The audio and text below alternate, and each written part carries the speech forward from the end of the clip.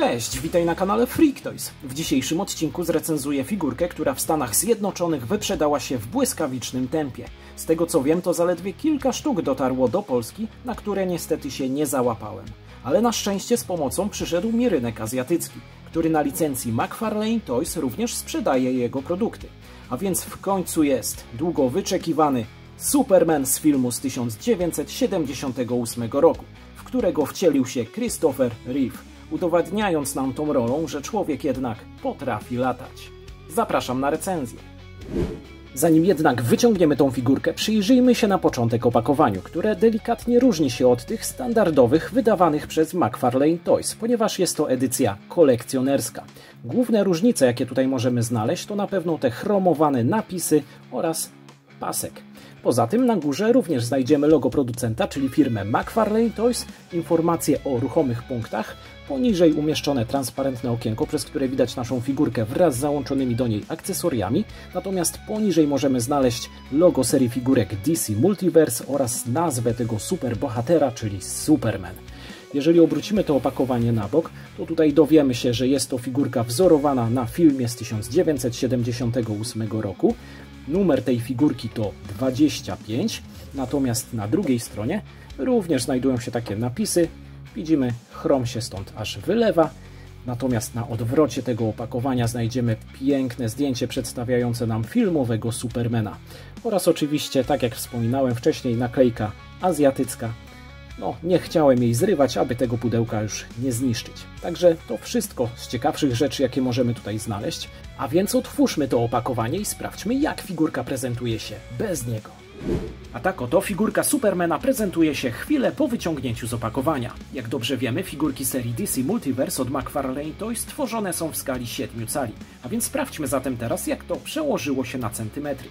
Christopher Reeve też był wysoką osobą, a więc figurka powinna to dobrze oddać, a jest to 19 cm.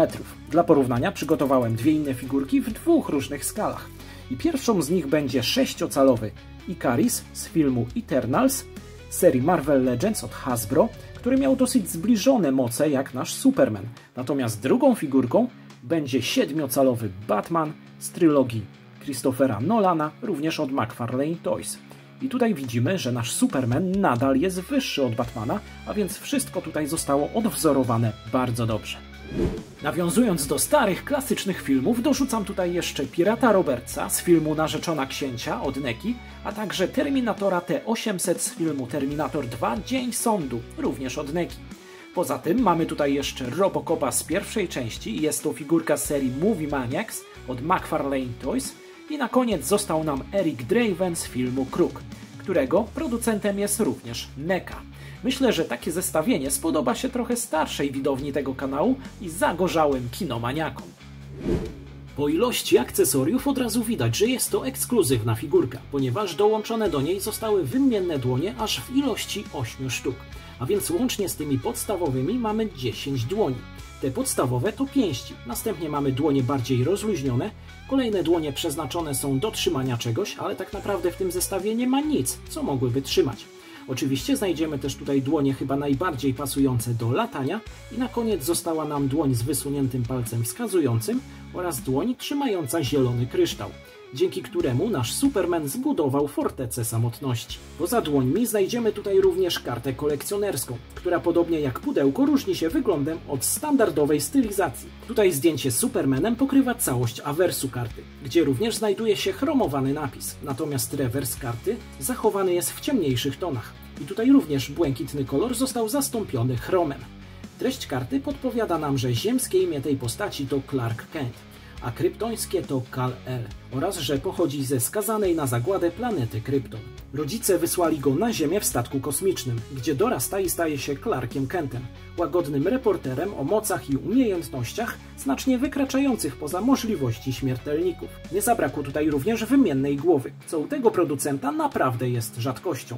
Wielu ludzi porównuje tą twarz do pijanego Supermana z części trzeciej, gdzie pojawił się też ciemniejszy kostium i figurka w takich barwach również została wydana, ale w jeszcze mniejszym nakładzie. Mimo wszystko fajnie, że mamy tutaj opcję wyboru. I na koniec zostało nam coś, co powinna mieć każda figurka postaci, która potrafi latać. a mianowicie podstawka ze stojakiem. Dzięki niej nasz Superman może unosić się nad ziemią i przyjmować różne pozy. Podstawka ta posiada ruchome przeguby. Mowa tutaj o klipsie trzymającym figurkę, który również można obracać dookoła, a także pochylać w górę i w dół. Do tego zrobiona jest z przezroczystego plastiku, dzięki czemu nie rzuca się w oczy. A więc pod względem akcesoriów jest tutaj bardzo dobrze i producent zasługuje na pochwałę.